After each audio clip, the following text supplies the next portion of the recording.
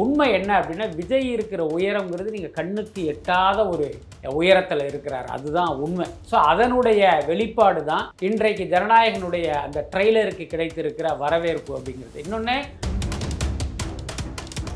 2026 மற்ற நடிகர்கள் நடித்த படங்கள்லாம் வரப்போகுது. இது வந்து ஜனவரி மாதம் தான்.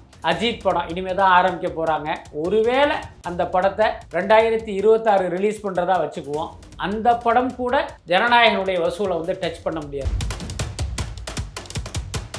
ஒரு காட்சியில் நீங்கள் கவனிச்சிருப்பீங்க, நீங்கள் குறிப்பிட்ட மாதிரி அந்த சாட்டை எடுக்கிற காட்சி. ஏன்னா மக்களுக்கு நல்லது செய்வீங்கன்னு அரசியல் வந்தால் நீங்கள் மக்கள் பணத்தை கொள்ளையடிக்கிறீங்க, கொலை செய்கிறீங்க அப்படின்னு ஒரு வார்த்தையை பயன்படுத்துவார். நீங்கள் யோசிச்சு பாருங்கள், இன்றைக்கு இந்த கட்சிகளுடைய லட்சணம் யோக்கியதை என்னன்னு விஜய் படத்தில் டயலாக் வச்சு தான் நமக்கு தெரியணும்லாம் அவசியம் இல்லை. எல்லாத்தையுமே கண் கூட பார்த்துக்கிட்டு இருக்கோம். இன்றைக்கி பார்த்தீங்கன்னா சிவகார்த்திகேயன் ரசிகர்களும் விஜய்க்கு எதிராக கத்தி வீச ஆரம்பிச்சிட்டாங்க. ஸோ இந்த மாதிரி திரும்பிய பக்கமெல்லாம் விஜய்க்கும் தாவேகாவுக்கும் ஜனநாயகனுக்கும் எதிரிகள் பெருகிவிட்டதால் அந்த மாதிரியான ஒரு துர்ப்பிரச்சாரங்கிறது கண்டிப்பாக நடக்கும். ஆனால் 9ஆம் தேதி ஜனநாயகனுக்கு 4 காட்சி கொடுங்க, நோ ப்ராப்ளம். 10ஆம் தேதி அதிலிருந்து 2 காட்சி எங்களுக்கு கொடுக்கணும் அப்படிங்கிறாங்க. அது மட்டும் இல்லை, ஜனநாயகன் படம் எத்தனை தியேட்டரில் ஓடுதோ அதில் ஒரு 40% தியேட்டர் எங்களுக்கு கொடுக்கணும் அப்படிங்கிற மாதிரி ஒரு நெருக்கடியை கொடுக்குறாங்க. கேபிட்டல் டாக்ஸ் நேயர்களுக்கு வணக்கம். இன்றைய நமது சிறப்பு நேர்காணலில் நம்முடன் இருப்பவர் வலைப்பேச்சு ஜே பிஸ்மி சார் அவர்கள். சார் வணக்கம். வணக்கம். முதல்ல உங்கள் கேள்விக்கு பதில் சொல்கிறதுக்கு முன்னால் உங்களுடைய புதிய சேனலுக்கு, அதாவது கேபிட்டல் டாக்ஸ் சேனலுக்கு வந்து என்னுடைய வாழ்த்துக்கள். நிச்சயமாக நிறைய யூடியூப் சேனல்கள்லாம் இருந்தாலும் இது வந்து ஒரு தனித்துவத்தோடு பார்வையாளர்கள் மனதில் இடம் பிடிக்கும் அப்படின்னு நான் நம்புகிறேன். என்னுடைய வாழ்த்துக்கள். இப்போ உங்கள் கேள்வியை தொடங்குங்க. ரொம்ப நன்றிகள் சார். இப்போ இந்த ஜனநாயகன் படத்தோட அந்த ட்ரைலர் வந்து ரிலீஸ் ஆகிருக்கு. இன்னொரு புகழ் வந்து இந்த பராசக்தி ஆடியோ லான்ச், ரெண்டுத்தையுமே வந்து பார்த்துருப்பீங்க. முதல்ல வந்து இந்த ஜனநாயகன் ட்ரெய்லரில் வந்து எடுத்துப்போம். இது வந்து ஒரு பக்கம் வந்து பகவந்த் கேசரியோட ரீமேக்னு வந்து சொன்னாலும், இன்னொரு பக்கம் வந்து இதில் பயங்கரமான ஒரு மசாலா வந்து அள்ளி தெளித்து ஒரு பிரியாணியாக வந்து ரெடி பண்ணியிருக்காங்க. இதை நீங்கள் எப்படி சார் பார்க்குறீங்க? பகவந்த் கேசரியே ஒரு மசாலா தான். அதுவே வந்து ஒரு பெரிய கமக்கிற வாசனை கொண்ட ஒரு பிரியாணி தான். அதுக்குள்ளார பார்த்திங்கன்னா மேற்கொண்டு கொஞ்சம் மசாலா பொடியை தூவி எடுக்கப்பட்ட படமாக தான் ஜனநாயகனை பார்க்கும்போது தெரியுது. ரொம்ப வெளிப்படையாக சொல்லணும் அப்படின்னா, நம்மை போன்றவர்களுக்கு இது போன்ற மசாலா படங்களில் ஒரு பெரிய நாட்டம் இல்லை. ஆனால் அந்த வெகுஜன பார்வையாளர்களுக்கும் விஜயினுடைய ரசிகர்களுக்கும் ஜனநாயகன் பார்த்திங்கன்னா ஒரு மிகப்பெரிய விருந்தாக இருக்கும். அதில் எந்த மாற்றமே இல்லை. இப்போ பகவந்த் கேசரி பார்த்திங்கன்னா பாலகிருஷ்ணா நடித்த ஒரு தெலுங்கு படம். அந்த படம் ரிலீஸ் ஆனப்போ பார்த்திங்க அப்படின்னா பாலகிருஷ்ணாவுடைய ரசிகர்கள் வந்து அந்த படத்தை கொண்டாடி தீர்த்துட்டாங்க. அப்போ பாலகிருஷ்ணாவை விட அதிக ஃபேன் ஃபாலோவிங் உள்ள ஒரு நடிகர் வந்து விஜய். இவருக்கு உலகம் முழுக்க ரசிகர்கள் இருக்காங்க. ஸோ இப்போ அவங்க இந்த படத்தை எந்த அளவுக்கு கொண்டாடுவாங்க அப்படின்னு யோசிச்சு பாருங்க. பட் இந்த ட்ரெய்லரை பார்க்கும்போது முழுக்க நான் ஏற்கனவே சொன்ன மாதிரி அந்த வெகுஜன பார்வையாளர்களை, விஜய் ரசிகர்களையும் டார்கெட் ஆடியன்ஸாக வச்சு தான் இந்த படம் எடுக்கப்பட்டிருக்கு அப்படிங்கிறத என்னால் புரிஞ்சிக்க முடிஞ்சுது. அந்த வகையில் பார்த்திங்கன்னா இந்த படம் நிச்சயமாக அவர்களுடைய மத்தியில் வந்து ஒரு மிகப்பெரிய வரவேற்பை பெறும். அதில் எந்த மாற்றமும் இல்லை. எல்லாத்துக்கும் மேலே காமன் ஆடியன்ஸுக்கு இதில் என்ன இருக்குது அப்படின்னு பார்த்திங்கன்னா, அவர்கள் விரும்புகிற அந்த ஜனரஞ்சகமும் இருக்குது. இன்றைக்கு விஜயிடம் எதிர்பார்க்குற அந்த பரபரப்பான அரசியல் விஷயங்களும் அந்த படத்தில் இருக்குது. அதனால் என்னை பொறுத்த வரைக்கும் இந்த படம், முக்கியமாக விஜய் தன்னுடைய கடைசி படமாக அறிவித்ததால் இந்த படம் வசூலில் வந்து ஒரு மிகப்பெரிய சாதனை படைக்கும் அப்படின்னு நான் ரொம்ப அழுத்தமாக நம்புகிறேன். அதற்கான எல்லா விஷயங்களும் அந்த ட்ரெய்லரில் தெரிவதை வந்து பார்க்க முடிஞ்சுது. அந்த சம்பவம் பண்ணுறவங்களை வந்து கேள்விப்பட்டிருப்பீங்க. அந்த சம்பவத்துக்கு ரெக்கார்ட் பண்ணுறவங்க வந்து கேள்விப்பட்டிருக்கீங்கன்னா வந்து அந்த ட்ரெய்லரை வந்து சில வார்த்தைகள் வந்து அதுக்கேற்ற மாதிரி இந்த ட்ரெய்லர் வந்து மிகப்பெரிய ஒரு ரீச் வந்து மக்கள்கிட்ட வந்து கிடச்சிருக்கு சார். அது லைக் மட்டுமே இது 1 மில்லியன் கிட்ட வந்து சொல்கிறாங்க. இதை எப்படி சார் பார்க்குறீங்க? இல்லை, அதுதான் விஜயினுடைய மந்திர சக்தி. நம்ம வந்து தொடர்ந்து சொல்லிக்கிட்டே இருக்கோம். தமிழ் சினிமாவில் வந்து உச்ச நட்சத்திரங்கிறது விஜய் தான். அவர் தான் நம்பர் 1, அவர் தான் இன்றைய சூப்பர் ஸ்டார். நம்ம தொடர்ந்து சொல்லிக்கிட்டே இருக்கோம். இது வந்து பார்த்திங்கன்னா நம்ம விஜய்க்கு துதிபாடணும் அப்படிங்கிற அர்த்தத்துலையெல்லாம் நம்ம சொல்லலை. திரையுலகில் வந்து ரொம்ப க்ளோஸாக நம்ம இயங்கிக்கிட்டு இருக்கோம், பல பேரோட பேசுகிறோம். முக்கியமாக அந்த ட்ரேடிங் விஷயத்துலையெல்லாம் பார்த்திங்கன்னா நம்ம கூடுதல் கவனம் செலுத்துகிறோம். அந்த அடிப்படையில் தான் இந்த உண்மையை வந்து நான் தொடர்ந்து சொல்லிக்கிட்டே இருக்கேன். அதை பார்க்குற மற்ற நடிகர்களுடைய ரசிகர்களுக்கு என்ன தோணும் அப்படின்னா, ரஜினி தானே சூப்பர் ஸ்டாரு, அவரை சொல்லாமல் இவர் விஜயை சொல்கிறாரு, இப்போ விஜய்கிட்ட வந்து இவர் பணம் வாங்கிட்டாரு, இப்படியெல்லாம் சில பேர் விமர்சனம் பண்ணுவாங்க. உண்மை என்ன அப்படின்னா, விஜய் இருக்கிற உயரங்கிறது நீங்கள் கண்ணுக்கு எட்டாத ஒரு உயரத்தில் இருக்கிறார், அதுதான் உண்மை. ஸோ அதனுடைய வெளிப்பாடு தான் இன்றைக்கு ஜனநாயகனுடைய அந்த ட்ரெய்லருக்கு கிடைத்திருக்கிற வரவேற்பு அப்படிங்கிறது. இன்னொன்று, ஒரு ட்ரெய்லருக்கு கிடைக்கிற வியூஸையும் அந்த லைக்ஸையும் வச்சு ஒருத்தருடைய இதை நம்ம அளவிட முடியாது தான், அதை அளவிடுவதும் சரியாக இருக்காது தான். அதே நேரம் இந்த ஒரு பானை சோற்றுக்கு ஒரு சோறு பதம் அப்படின்னு அந்த காலத்தில் ஒரு பழமொழி சொல்லுவாங்கள்ல. ஸோ அந்த அடிப்படையில் சொல்லணும் அப்படின்னா விஜய்க்கு இருக்கிற அந்த மாசினுடைய ஒரு வெளிப்பாடாக கூட இதை நம்ம எடுத்துக்கலாம். இப்போ உதாரணத்துக்கு கருத்து கணிப்புகள்லாம் நிறைய நம்ம பார்ப்போம். அந்த கருத்து கணிப்பு என்பது தொகுதியில் இருக்கிற அத்தனை வாக்காளர்களையும் சந்தித்து நீங்கள் யாருக்கு ஓட்டு போட போகிறீங்க அல்லது யாருக்கு ஓட்டு போட்டீங்க அப்படின்னு கேட்டு எடுக்கப்படுவது கிடையாது. ஒரு குறிப்பிட்ட சில பேர்கிட்ட எடுப்பாங்க. அந்த முடிவுகளை சதவீத அடிப்படையில் பகுப்பாய்வு செய்து இவர் ஜெயிப்பார், இவருக்கு இவ்வளவு சதவீதம் ஓட்டு கிடைக்குன்னு சொல்லுவாங்க. கிட்டத்தட்ட இதெல்லாம் கூட அந்த மாதிரியான ஒரு விஷயந்தான். ஜனநாயகன் எவ்வளோ பெரிய வெற்றி அடைய போகிறது என்பதற்கான ஒரு அடையாளமாக, ஒரு அறிகுறியாக கூட இந்த விஷயங்களை நம்ம பார்க்கலாம். இப்போ அதே மாதிரி 2026 வந்து கலெக்ஷனும் விஜய் தான், எலெக்ஷனும் விஜய் தான் வந்து சொல்கிறாங்களே சார். இந்த ரைமிங்கை நான் ரொம்ப ரசிக்கிறேன். ஆனால் எலெக்ஷன் எப்படிங்கிறது நமக்கு தெரியாது, அது மக்களுடைய கையில் தான் இருக்குது. ஆனால் கலெக்ஷன் வந்து நிச்சயமாக ஜனநாயகன் தான், அதில் எந்த மாற்றமே இல்லை. 2026 மற்ற நடிகர்கள் நடித்த படங்கள்லாம் வரப்போகுது. இது வந்து ஜனவரி மாதம் தான். அப்போ இன்னும் 11 மாதம் இருக்குது. இந்த 11 மாதங்களில் நிறைய முன்னணி நடிகர்களுடைய படங்கள் வருவதற்கெல்லாம் வாய்ப்பு இருக்குது. இப்போ உதாரணத்துக்கு அஜித் படம் இனிமேல் தான் ஆரம்பிக்க போகிறாங்க. ஒருவேளை அந்த படத்தை 2026 ரிலீஸ் பண்ணுறதா வச்சுக்குவோம். அந்த படம் கூட ஜனநாயகனுடைய வசூலை வந்து டச் பண்ண முடியாது. இதுதான் உண்மை. நம்ம ஆருடம்லாம் சொல்லலை, திரையுலகில் நடக்கிற நடப்புகளுடைய கணிப்புகள் அடிப்படையில் தான் இதை நான் சொல்கிறேன். அப்புறம் ரஜினி ஜெயிலர் 2 பண்ணிகிட்டு இருக்காரு. அந்த படம் விரைவில் வரப்போகுது. அந்த படமும் கூட ஜனநாயகனுடைய வசூலை டச் பண்ணுறதுங்கிறது சாத்திய குறைவு தான். ஒருவேளை அதை நெருக்கி வரலாமே தவிர அதை தாண்டுவதற்கான வாய்ப்புங்கிறதெல்லாம் ரொம்ப குறைவு தான். நான் இப்படி சொல்கிறதன் மூலமாக பார்த்திங்கன்னா இது நம்ம ரஜினியை குறைச்சி மதிப்பிடுறதா அர்த்தம் இல்லை. ரஜினி படத்தை விட விஜய் படத்துக்கு வந்து ஒரு பெரிய மாசு இருக்குது. எல்லாத்துக்கு மேலே அவருடைய கடைசி படங்கிறதே ஒரு யூஎஸ்பியாக மாறி ஒட்டுமொத்த மக்களையுமே தியேட்டரை நோக்கி இழுத்துட்டு வரும். அந்த அடிப்படையில் தான் சொல்கிறேன். அப்புறம் சூர்யா கருப்புன்னு ஒரு படம் நடிக்கிறாரு, வெங்கேட் லோரி படம் நடிக்கிறாரு. இந்த 2 படமும் இந்த வருடம் நிச்சயமாக வெளிவரும். அந்த படமும் கூட இந்த வசூலையெல்லாம் நெருங்குவதற்கு வாய்ப்பில்லை. மொத்தத்தில் இந்த வருடத்தில் வருகிற அத்தனை படங்களை விட அதிகமான வசூலாக வந்து நிச்சயமாக ஜனநாயகன் தான் இருக்கும். இப்போ ஆனால் ஜெயிலர் 2ல வந்து நிறைய ஆர்டிஸ்ட் வந்து இருக்காங்களே சார். இப்போ நம்ம ஒவ்வொரு மாநிலத்திலேருந்தும் ஒவ்வொரு ஆர்டிஸ்ட்டை போடும்போது அது வந்து ஒரு பேன் இண்டியா படமாக வரும். ஏற்கனவே வந்து ஜெயிலர் 1 ஒரு 650 கோடி வசூல் பண்ணதாக சொல்கிறாங்க.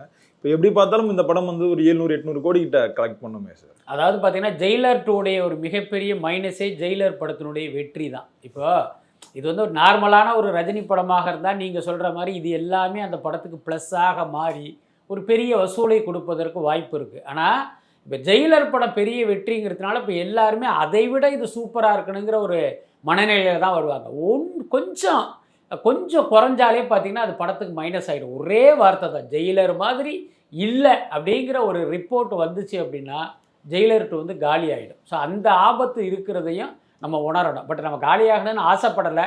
என்ன ரஜினிக்கு பார்த்தீங்கன்னா அந்த வெற்றி தொடரணும் அப்படின்னு தான் நம்ம ஆசைப்படுறோம். பட் அதே நேரம் அந்த படத்துக்கு இந்த மாதிரி ஒரு ஆபத்து இருக்குது. அதுக்கப்புறம் நீங்கள் சொல்கிற மாதிரி பேன் இண்டியாங்கிறதுனால பல மாநிலங்களை சேர்ந்த நடிகர்கள் அதுக்குள்ளே இருந்தாலும் அது வந்து ரஜினி படம் தான் மக்களுடைய பார்வையில். அதனால் இவர் இருக்கார் அவர் இருக்காருங்கிறதுனால எந்த ஆடியன்ஸும் அந்த படத்து உள்ளே வரப்போகிறதில்ல. வேணா அந்தந்த மாநிலங்களில் அந்த படம் கலெக்ட் பண்ணுறதுக்கு அது உதவுமே தவிர தமிழ்நாட்டில் ஜெயிலர் 2 ஓடுவதற்கு இது எதுவுமே வந்து ஒர்க் ஆகாது. அதுதான் உண்மையான விஷயம்.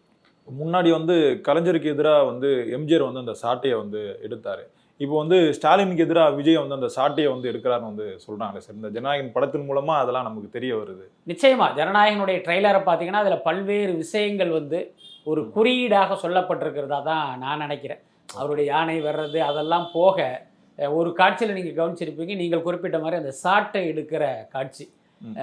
ஏன்னா மக்களுக்கு நல்லது செய்வீங்கன்னு அரசியல் வந்தால் நீங்கள் மக்கள் பணத்தை கொள்ளையடிக்கிறீங்க, கொலை செய்கிறீங்க அப்படின்னு ஒரு வார்த்தையை பயன்படுத்துவார். நீங்கள் யோசிச்சு பாருங்க, அரசியல்வாதிகள் கொள்ளையடிப்பாங்க அப்படிங்கிறது எல்லாருக்கும் தெரிந்த விஷயம். ஆனால் இவர் கூடுதலாக ஒரு வார்த்தை இன்றைக்கி அது உள்ளார போடுறாரு, கொலை செய்கிறீங்க அப்படின்னு. அப்போ அது அவர் எதை மீன் பண்ணுறாரு அப்படிங்கிறது உங்களுக்கு புரியும்னு நினைக்கிறேன். ஸோ அப்போ இன்றைக்கு சமகால அரசியல் விஷயங்கள் எல்லாமே அந்த படத்துக்குள்ளே வந்து அங்கங்கே ஒரு கன்னிவெடி மாதிரி புதைச்சி வச்சிருக்காரு அப்படின்னு தான் நான் நினைக்கிறேன். எல்லாத்துக்கும் மேலே விஜய் தன்னுடைய கடைசி படம் தன்னுடைய வணிக வெற்றிக்கு மட்டும் இல்லை, தன்னுடைய அரசியல் பயணத்துக்கும், அதாவது தான் அதிகாரத்தை பிடிப்பதற்கும் பயன்படணும் அப்படின்னு நினச்சி தான் இந்த சப்ஜெக்ட் அவர் சூஸ் பண்ணார். அதை வந்து அதில் சரியாக பண்ணியிருக்காங்க அப்படின்னு தான் நான் நினைக்கிறேன். பட் நமக்கு தோணுன ஒரு தனிப்பட்ட வருத்தம் என்னென்னா, அதில் வந்து கொஞ்சம் மசாலா வந்து ரொம்ப ஓவராக இருந்தது அந்த ட்ரெய்லரை பார்க்கும்போது. அது வந்து நம்மை போன்றவர்களுக்கு ஒரு நெருடலை கொடுக்குது. அதையும் நம்ம இந்த நேரத்தில் சொல்லித்தான் ஆகணும். இப்போ அதே மாதிரி எம்ஜிஆரோட பாடல் ஒன்று பயன்படுத்தியிருக்காங்க வந்து இந்த செய்திகள் வருது சார். அதுக்கு வாய்ப்பு இருக்குமா? அது உண்மைதானா? பட் அது தெரியல. ஆனால் அதுக்கு வாய்ப்பு இருக்குது. ஏன்னா சமீப காலமாக இவர் திடீர்னு எம்ஜிஆர் புகழ் பாடுறத வச்சு நம்ம யூகிக்கிறது என்ன அப்படின்னா, அதற்கான வாய்ப்பு இருக்குது. அவர் பாடுறாரோ இல்லையோ, பேக்ரவுண்டில் ஒழிப்பதற்கும் அல்லது வேற ஒரு கேரக்டர் பாடுவதற்கு கூட வாய்ப்பு இருக்குன்னு நினைக்கிறேன். முக்கியமாக அந்த சாட்டை எடுத்ததே நான் ஆணையிட்டால் அதுதானே உங்களுக்கு நினைவுபடுத்துது. அப்போ இந்த படத்தின் மூலமாக அவர் தனக்கு வந்து வாக்குகளாக கன்வெர்ட் ஆகிறதுக்கு என்னென்ன விஷயங்கள் தேவையோ எல்லாத்தையுமே வச்சிருப்பாருன்னு தான் நினைக்கிறேன். அந்த அடிப்படையில் இன்றைக்கி அரசியல் மேடையில் எம்ஜிஆர் ரொம்ப தூக்கி பேசிக்கிட்டு இருக்காரு. அதனால் படத்திலும் கூட அப்படி வைத்திருப்பதற்கு வாய்ப்பு இருக்குது. அதே நேரம் அதை நம்ம உறுதியாக சொல்ல முடியாது. இப்போ விஜய் அவர்கள் இந்த மாநாடு போட்டால் அங்கங்கே அந்த கூட்டம் வந்து வரும் சார். இப்போ அதெல்லாம் சரி பண்ணுற மாதிரி தான் ஜனவரி மாதத்துக்கான ஒரு பிளானாக இந்த ஜனநாயகன் படத்தை வந்து இறக்குறாங்க. ஒட்டுமொத்தமாக தியேட்டரில் வந்து இந்த அலைகள் வந்து அதிகமாக இருக்கும்னு வந்து சொல்கிறாங்க சார். அதுக்கேற்ற மாதிரி நிறைய குறியீடுகள் நீங்கள் சொன்ன மாதிரி அந்த ஏனையா இருக்கட்டும், அப்புறம் இந்த தளபதி வெற்றி கொண்ட அந்த டிவிக்கே பிராண்ட் பண்ணுற மாதிரி இருக்கட்டும், அப்புறம் நிறைய சில விஷயங்கள் வந்து ஆட் பண்ணியிருக்காங்க. எப்பவுமே வந்து ஐம் வெயிட்டிங்னு வந்து சொல்லுவார். இப்போ வந்து ஐம் கம்மிங்னு வந்து சொல்கிறாரு. திரும்பி போகிற ஐடியாலலாம் இல்லை அப்படின்றதும் வந்து மென்ஷன் பண்ணுறாரு. மக்கள் வந்து அவரை கொண்டாடுறாங்கன்னு வந்து சொல்கிறாங்க. இதெல்லாம் பார்த்தா இதுவே ஒரு பிரச்சார படமாக இருக்கிற மாதிரி நமக்கு தோணுதே சார். நிச்சயமாக அப்படி இருக்காது, அதில் மாற்றமே இல்லை. பட் நீங்கள் சொல்கிறது வந்து ஒரு வேலிடான பாயிண்ட். என்னென்னா, ஒரு அரசியல் சார்புணியில் எடுத்த பிறகு அதுக்குள்ளார நான் அரசியலை வைக்கிறேங்கிற பேரில் அது ஓவர் டோஸ் ஆகிடுச்சு அப்படின்னா ஒரு காமன் ஆடியன்ஸுக்கு வந்து ஒரு எரிச்சலை கொடுத்துரும். அந்த கட்சியை சேர்ந்தவர்களுக்கு, விஜய் ரசிகர்களுக்கு அது ஒரு கொண்டாட்டத்தினுடைய இதை வந்து இன்னும் ஜாஸ்தியாக்கும். அதே நேரம் ஒரு காமன் ஆடியன்ஸுக்கு அது வந்து ஒரு எரிச்சலை ஏற்படுத்திடும். இப்போ இன்னும் அது இல்லாமல் பார்த்தீங்கன்னா, மற்ற கட்சிகளை சேர்ந்தவர்கள் இருக்காங்கல்ல, இப்போ ஒரு திமுகவை சேர்ந்தவராக இருப்பார், ஆனால் விஜய் படத்தை ரசிப்பவராக இருப்பார். அவர் இந்த படத்தை பார்க்கும்போது பார்த்திங்கன்னா இந்த மாதிரி விஷயங்கள் அதிகமாக இருக்கும்போது அவர் டென்ஷன் ஆகிடுவார். ஆனால் எனக்கு தெரிஞ்சு ஜனநாயகனில் அந்த மாதிரி இருப்பதற்கு வாய்ப்பு இல்லை. அதாவது படத்தில் அரசியல் இருக்குது, ரொம்ப குறைவாக தான் இருக்குது. அதே நேரம் பார்த்திங்கன்னா அந்த நார்மலான வசனங்கள் இருக்குது பாருங்கள், அந்த வசனங்களை கேட்டுட்டு, ஆனால் அது படத்துக்கு பொருத்தமாக பேசிக்கிற வசனம் தான் அது. நம்ம பார்க்குற நமக்கு பார்த்திங்கன்னா இந்த மாதிரியான ஒரு அரசியல் அர்த்தம் பொதிந்ததாக நமக்கு தெரியும். அது வந்து பார்த்திங்கன்னா அந்த ஒரு வகையில் அந்த படத்துக்கு ப்ளஸ்ஸு. அது அதிகமாக இருக்கும்போது பார்த்திங்கன்னா அதுவே ஆபத்தாகி விடக்கூடிய வாய்ப்பும் இருக்குது. பட் இதில் எனக்கு தெரிஞ்சு வினோத் வந்து இதில் ரொம்ப டிப்ளமேட்டிக்காக தான் கையாண்டிருப்பார் அப்படின்னு நினைக்கிறேன். நான் ஏற்கனவே பல பேட்டிகளில் சொன்னது தான். வினோத் வந்து பல முன்னணி நடிகர்களை வச்சு இயக்கினாலும் நான் யாருடைய ரசிகன் அவர் அடையாளப்படுத்திக்காத ஒருத்தர். அப்படி இருக்கும்போது நிச்சயமாக அப்படியெல்லாம் அவர் பண்ணியிருக்க ஒரு ரசிக மனநிலையில் அந்த படத்தை பண்ணியிருக்க மாட்டார்னு நான் நம்புகிறேன் தனிப்பட்ட முறையில். இப்போ அதே மாதிரி இந்த ட்ரெய்லரில் வந்து காமிச்சிருப்பாங்க சார், அந்த சில கொடிகள் காட்டும் போது மாற்றம்னு வந்து இருக்கும். அந்த மாற்றம் வந்து அரசியலுக்காக எடுத்துக்கிறாங்களா சார் இதை, இல்லை படத்துலேயே வந்து ஒரு அரசியல் கேரக்டராக விஜய் வராரா? இல்லை, இதில் பார்த்தீங்கன்னா ஏதோ ஒரு ஓய்வு பெற்ற போலீஸ்காரர் அல்லது ஒரு இராணுவ அதிகாரி மாதிரி தான் அவருடைய கேரக்டருங்கிறது நான் கேள்விப்பட்டேன். அதே நேரம் படத்தில் பார்த்தீங்கன்னா நிறைய அரசியல்லாம் இருக்குது. இப்போ எனக்கு என்ன தோணுது அப்படின்னா, இவர் ஒரு கட்டத்தில் ஒரு அரசியல்வாதியாக மாறுவார் அப்படிங்கிற மாதிரி நம்ம புரிஞ்சிக்க வேண்டியதாக இருக்குது. ஏன்னா நீங்களே பார்த்துருப்பீங்க, ஒரு பெரிய பேரணி மாதிரி நடக்கும், அதில் இவர் நடந்து வருவார், கூட பார்த்தீங்கன்னா அருண்ராஜ் எல்லாம் நடந்து வருவார். அதெல்லாமல் நம்ம ஏற்கனவே சொன்னால் இந்த படத்தினுடைய படப்பிடிப்பு பல்வேறு ஊர்களில் வாக்குப்பதிவு நடக்கிற மாதிரி, மக்கள் வந்து ஓட்டு போடுற மாதிரியான காட்சிகள்லாம் எடுக்கப்பட்டது. அப்போ யாரோ ஒரு கேரக்டரு தேர்தலில் நின்று ஓட்டு போடுற மாதிரியான காட்சிகள் படத்தில் இருக்காது. அதெல்லாம் நீங்கள் வசனத்திலேயே கடந்து போயிடலாம். அப்போ அதெல்லாம் போய் அது பல்வேறு ஊர்களில் போய் ஒரு மாண்டேஜுக்காக எடுத்திருக்காங்க அப்படின்னா நிச்சயமாக இவர் வந்து அரசியலுக்கு வர்ற மாதிரி தானே இருக்கும். அதனால் எனக்கு தெரிந்து அந்த மாதிரியான காட்சிகள் இருப்பதற்கு வாய்ப்பு இருக்குது. அதே மாதிரி இந்த மொத்த அயோக்கியனுங்களும் வந்து ஒன்றா இருக்காங்க, அவங்க வந்து ஜெயிக்கவே கூடாதுன்னு வந்து சொல்கிறாரு. இது படமாக பார்க்கும்போது ஓகே, ஆனால் இப்போ அந்த சமகால அரசியலை வந்து படத்தில் பேசுகிற மாதிரி இருக்கே சார். இல்லை, அதுதான் இப்போ மொத்த அயோக்கியனும் ஒரு இடத்த ஒன்றா இருக்காங்க அப்படிங்கிறது அந்த படத்தில் எதை மீன் பண்ணோம் அப்படின்னா, வில்லன் கோஷ்டியில் பார்த்தீங்கன்னா பல இவருடைய இப்போ எல்லா எதிரிகளும் அவர் அந்த வில்லன் கூட இருக்காங்க அப்படிங்கிறது தான் அந்த காட்சியில் இருக்கிற விஷயமா இருக்கும். அதை குறிக்கிற மாதிரி தான் இந்த டைலாக்கே இருக்கும். ஆனால் அதுக்கு வந்து இன்னொரு டைமென்ஷனும் இருக்குது பாருங்க. ஒரு பக்கம் அதிமுக கூட்டணி, இன்னொரு பக்கம் திமுக கூட்டணி. இந்த கூட்டணியில் இருக்கிற கட்சிகளை குறிக்கிற மாதிரி பார்த்தீங்கன்னா மக்கள் மீன் பண்ணுறதுக்கும் அதுக்கு வாய்ப்பு இருக்குல்ல. ஸோ இதெல்லாம் தெரிஞ்சு தான் இந்த டைலாக்கே வச்சுருப்பாங்க. இதெல்லாமே மக்கள்கிட்ட ஒரு ப்ராசஸை ஏற்படுத்தும், ஒரு தாட் ப்ராசஸை கொண்டு வரும். அடடா விஜய் இப்படி சொல்கிறாரு, அப்போ இந்த கூட்டணியில் இருப்பவங்கலாம் இப்படித்தானா. எல்லாத்துக்கும் மேலே இன்றைக்கு இந்த கட்சிகளுடைய லட்சணம் யோக்கியதை என்னன்னு விஜய் படத்தில் டயலாக் வச்சு தான் நமக்கு தெரியணும்லாம் அவசியம் இல்லை. எல்லாத்தையுமே கண் கூட பார்த்துக்கிட்டு இருக்கோம். இப்போ உதாரணத்துக்கு பாருங்கள், விடுதலை சிறுத்தைகள் கட்சி அது ஒடுக்கப்பட்ட மக்களுக்காக தொடங்கப்பட்ட ஒரு இயக்கம் தான். இன்றைக்கி வந்து பார்த்திங்கன்னா தேர்தல் அரசியலுக்கு வந்து இன்றைக்கி ஒரு மக்கள் செல்வாக்கு மிக்க ஒரு கட்சியாக இருக்குது. ஆனால் இதே தமிழ்நாட்டில் ஒடுக்கப்பட்ட மக்களுக்கு அநீதி நடக்கும்போது கூட அந்த கட்சியை சேர்ந்த திருமாவளவன் பார்த்திங்கன்னா அதுக்காக அந்த மக்கள் கூட நிற்காம திமுக அரசை காப்பாற்றுற மாதிரி அவங்களுக்கு முட்டு கொடுக்குற வேலையை தானே பண்ணிக்கிட்டு இருக்காரு. அப்போ இந்த விஷயத்தெல்லாம் மக்கள் பார்த்துக்கிட்டு தானே இருக்காங்க. அதுக்கப்புறம் பார்த்தீங்கன்னா நான் ஒரு மாற்றத்தை உருவாக்குவேன்னு வந்த சீமான் இன்னைக்கு பார்த்தீங்கன்னா ஒரு 100 கோடி சீமானா வந்து அம்பலப்பட்டு நிற்கிறதை மக்கள் பார்க்குறாங்கல்ல. அதே மாதிரி அதிமுக எம்ஜிஆர் தொடங்கி அதிமுகவை இன்னைக்கு போய் அமித்ஷா கிட்ட அடமானம் வச்சுட்டு ஒரு அடிமை திமுகவா அந்த கட்சியை எடப்பாடி மாற்றினதை மக்கள் பார்க்குறாங்கல்ல. இப்போ இதையெல்லாம் பார்க்கும்போது படத்தில் இப்படி ஒரு வசனம் வரும்போது மக்கள் வந்து அதை ரிலேட் பண்ணிக்குவாங்க.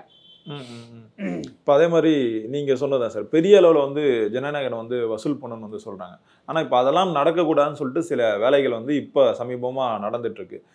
கூடவே இன்னொரு படத்தையும் வந்து இறக்குறாங்க. நிறைய நெருக்கடிகள் வந்து கொடுப்பதா வந்து சொல்கிறாங்க. இந்த ஃபேக் ரிவ்யூஸ்லாம் வந்து பண்ணுவாங்கன்னு சொல்லி சொல்கிறாங்களே சார், அதுக்கு வாய்ப்பு இருக்குமா சார்? இல்லை, நிறைய இருக்குது, அதில் எந்த மாற்றமும் இல்லை. முன்ன வந்து விஜய்க்கு வந்து ஒரு எதிரி தான், இன்னைக்கு வந்து திருமண பக்கமெல்லாம் எதிரி. முன்ன பார்த்தீங்கன்னா விஜய் படம் வரும்போது அஜித் ரசிகர்கள் மட்டும்தான் அந்த நெகட்டிவிட்டி வந்து ஸ்ப்ரெட் பண்ணுவாங்க. அந்த படத்தை ரொம்ப கேவலமாக கழுவி ஊற்றி விஜயெல்லாம் ரொம்ப தப்பாக பேசிக்கிட்டு இருப்பாங்க. அதுக்கப்புறம் என்னாச்சு அப்படின்னா இந்த ஜெயிலர் விவகாரத்துக்கு பிறகு ரஜினி ரசிகர்களும் விஜய்க்கு எதிராக திரும்பினாங்க. இப்போ 2 எதிரிகள் உருவாயிட்டாங்களா. அதுக்கப்புறம் பார்த்தீங்கன்னா இவர் அரசியலுக்கு வந்தார். அரசியலுக்கு வரும்போது சீமான் வந்து இவர் பின்னால் நம்ம சவாரி பண்ணிடலாம், இவர் முதுகில் சவாரி பண்ணலாம்னு நினச்சாரு. விஜய் வந்து அதுக்கு உடன்படலைங்கும் போது இப்போ நாம் தமிழர் கட்சிக்காரர்களும் இவருக்கு எதிரியானாங்க. ஆல்ரெடி திமுக இவர்களுக்கு எதிரியாக இருக்காங்க. பாஜகவை கொள்கை எதிரியாக சொன்னதுக்கப்புறம் சங்கிகளும் விஜய்க்கு எதிராக கத்தி வீச ஆரம்பிச்சிட்டாங்க. இதுக்கு இடையிலே இப்போ பராசக்தி படத்தை ஜனநாயகனுக்கு போட்டியாக இறக்கி இந்த விஷயத்தில் சிவகார்த்திகேயனுடைய அந்த சுய ரூபத்தை நாம் அம்பலப்படுத்திய பிறகு இன்றைக்கி பார்த்தீங்கன்னா சிவகார்த்திகேயன் ரசிகர்களும் விஜய்க்கு எதிராக கத்தி வீச ஆரம்பிச்சிட்டாங்க. ஸோ இந்த மாதிரி திரும்பிய பக்கமெல்லாம் விஜய்க்கும் தாவேகாவுக்கும் ஜனநாயகனுக்கும் எதிரிகள் பெருகிவிட்டதால் அந்த மாதிரியான ஒரு துர்ப்பிரச்சாரங்கிறது கண்டிப்பாக நடக்கும். ஆனால் நான் ஏற்கனவே பல பேட்டிகளில் சொன்னது தான், சூரிய வெளிச்சத்தை கைக்குட்டையால் மறைக்க முடியாது, இதுதான் உண்மை. அதனால் இவர்களுடைய நெகட்டிவ் பிரச்சாரமெல்லாம் ஜனநாயகனுடைய வெற்றி ஓட்டத்தை தடுக்கவே முடியாது, அதெல்லாம் வேறு விஷயம். பட் அதே நேரம் வேறொரு நெருக்கடி அந்த படத்துக்கு வந்திருக்கு, அதுதான் ரொம்ப ரொம்ப முக்கியமானது. இப்போ ஜனநாயகன் படம் கிட்டத்தட்ட தமிழ்நாட்டில் பார்த்தீங்கன்னா 1065 1050 தியேட்டர் இருக்குது. ஜனநாயகன் மட்டும் தனித்து வந்திருந்தால் கிட்டத்தட்ட 1000 தியேட்டரில் அந்த படம் ரிலீஸ் ஆகியிருக்கும். அப்போ அது வந்து மிகப்பெரிய கொண்டாட்டமாக மாறி அந்த படம் வசூலில் வந்து எங்கேயோ போயிருக்கும். அதை வந்து இன்னைக்கு பராசக்தி படம் வந்து டிஸ்டர்ப் பண்ணிடுச்சு. அதாவது 14ஆம் தேதி ரிலீஸுன்னு முடிவு பண்ணாங்க. இப்போ திடீர்னு வெவ்வேறு காரணங்களை சொல்லி பார்த்தீங்கன்னா 10ஆம் தேதி ரிலீஸுங்கிற இடத்துக்கு முன்னேறி வந்திருக்காங்க. அதுக்கு காரணம் இவருடைய ஈரோடு பேச்சு. இவர் ஈரோட்டில் போய் இப்படி பேசுகிறாரு, அடுத்த நிமிஷம் உதயநிதி ஸ்டாலினுடைய உத்தரவுப்படி இந்த ரிலீஸ் டேட் வந்து மாற்றப்படுது. இப்போ மாற்றினதுக்கப்புறம் என்ன பண்ணிட்டாங்க அப்படின்னா, நீங்கள் 9ஆம் தேதி ஜனநாயகனுக்கு 4 காட்சி கொடுங்க, நோ ப்ராப்ளம். 10ஆம் தேதி அதிலிருந்து 2 காட்சி எங்களுக்கு கொடுக்கணும் அப்படிங்கிறாங்க. அது மட்டும் இல்லை, ஜனநாயகன் படம் எத்தனை தியேட்டரில் ஓடுதோ அதில் ஒரு 40% தியேட்டர் எங்களுக்கு கொடுக்கணும் அப்படிங்கிற மாதிரி ஒரு நெருக்கடியை கொடுக்குறாங்க. இப்படி கொடுப்பதின் மூலமாக ஜனநாயகனுடைய வசூல் சாதனையை தடுக்க முடியும்னு கூட சொல்ல முடியாது, தாமதப்படுத்த முடியும். இப்போ உதாரணத்துக்கு விஜய் படம் பார்த்தீங்கன்னா இப்போ ஒரு நாளில் இத்தனை கோடி கலெக்ட் பண்ணுறதுன்னு ஒரு பெஞ்ச் மார்க்கை கிரியேட் பண்ணும்ல. ஏன்னா இப்போ 2 நாளில் இத்தனை கோடியை ரீச் பண்ணிச்சு, 3 நாளில் இத்தனை கோடியை ரீச் பண்ணிச்சுன்னு நிறைய ரெக்கார்ட்ஸ் இருக்குது. இந்த படம் என்ன பண்ணும் அப்படின்னா, இதுக்கு முன்னே விஜய் படம் வந்து ஒரு 3 நாளில் பண்ணிய சாதனையை இந்த படம் எட்டுவதற்கு 6 நாள் ஆகும். என்ன காரணம்னா தியேட்டரை வந்து சரிபாதியாக இவங்க குறைச்சிட்டாங்க. அப்போ வசூல் வந்து ஸ்ப்ரெட் ஆகிடுச்சு. அதுக்கடுத்து தியேட்டருக்காரர்களுக்கு இவர்கள் இன்னொரு கவர்ச்சிகரமான பரிசும் கொடுக்குறாங்க. என்னென்னா இப்போ ஜனநாயகனை பொறுத்த வரைக்கும் தியேட்டருக்காரங்களுக்கு 20% ஷேரு, 80% எங்களுக்கு ஷேருங்கிற அடிப்படையில் தான் இவங்க தியேட்டர்களை புக் பண்ணிகிட்டு இருக்காங்க. ஆனால் திரையரங்கு உரிமையாளர்கள் என்ன சொல்கிறாங்க, இல்லை எங்களுக்கு 30 வேணும் 35 வேணும்னு கேட்டு இது ஒரு பஞ்சாயத்து போயிட்டுருக்கு. அதே நேரம் இவ்வளவு குறைவான டேர்ம்ஸில் வந்து படத்தை கொடுப்பதோடு அல்லாமல் அட்வான்ஸாகவும் அவங்ககிட்ட ஒரு பெரிய தொகையை இவங்க கலெக்ட் பண்ணுவாங்க. இது தெரிஞ்சு ரெட் ஜெயின் என்ன பண்ணுறாங்க, பராசக்தி படத்தை நீங்கள் எடுத்துங்க, 1 பைசா அட்வான்ஸ் கொடுக்க வேணாம், உங்களுக்கு டேர்ம்ஸ்லையும் நிறைய பர்சன்டேஜ் தர்றாங்கிற மாதிரி ஒரு ஆஃபரை கொடுத்து இந்த தியேட்டருக்காரங்க எல்லாரையுமே பராசக்தியை நோக்கி இழுக்கிறாங்க. அதாவது ஒரு நெருக்கடியை கொடுத்து பராசக்தியை போடுங்கன்னு சொல்லாமல் ஒரு ஆஃபர் கொடுத்து தியேட்டருக்காரங்களை இந்த பக்கம் இழுக்கிறாங்க. தியேட்டருக்காரர்களை பொறுத்த வரைக்கும் கலை சேவை பண்ணுவதற்கு தியேட்டர் நடத்தலை, விஜய்க்கு வந்து புகழ் பாடுவதற்கும் அவங்க தியேட்டர் நடத்தலை, அவங்கள பொறுத்த வரைக்கும் சம்பாதிப்பதற்கு நடத்துகிறாங்க. அவர்கள் ஒரு வியாபாரிகள் தானே. அப்போ நம்ம வந்து வட்டிக்கு வாங்கி அட்வான்ஸ் கொடுக்க வேண்டிய அவசியம் இல்லை. டேர்ம்ஸும் பார்த்திங்கன்னா நமக்கு நிறைய பர்சன்டேஜ் தர்றாங்க. அப்படிங்கும்போது அந்த படத்தை போட்டுட்டு போயிடுவோமே அப்படின்னு அவங்க முடிவு பண்ணுறதுக்கு வாய்ப்பு இருக்குது. ஸோ இந்த மாதிரியான நெருக்கடிகள் எல்லாமே ஜனநாயகனுக்கு கொடுக்கப்பட்டுக்கிட்டு இருக்கு. பட் இதையும் தாண்டி அந்த படம் மக்களுடைய பேராதரவில் வெற்றி அடையும் அப்படிங்கிறது தான் யதார்த்தம், நிதர்சனம்.